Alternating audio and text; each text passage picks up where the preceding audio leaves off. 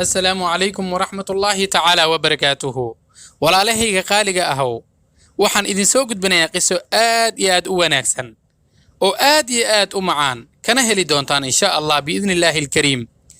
maalin maalmaha ka mid ah ayaa Cali bin Abi Talib radiyallahu anhu iyo wiilkiisa Xasan bin Cali isku raaceen suuqa si ay wax uga soo iibsadaan suuqa. wuxuu maqlay Cali bin Abi Talib nin ku qaylinaya yaa lacag ideyminaya. intii yareed ee ay wateen Cali ninkii ayuu siiyey.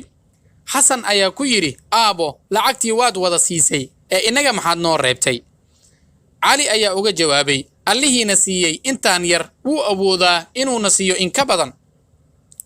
suuqii ayay galeen markaas si lama filaan ah waxa la kulmeen nin reer miyi ah oo leh Caliyow hashaan iga iibso ee 100 dirham iga sii.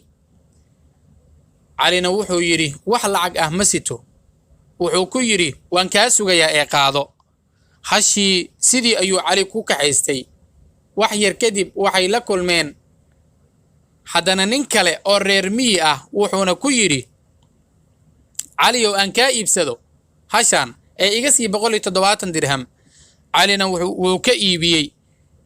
intaas kadib Cali wuxuu raadis uga dhaqaaqay ninkii reer miyiga ahaa ee deynta ku siiyey hasha si uu ugu celiyo 100 dirham ahaa.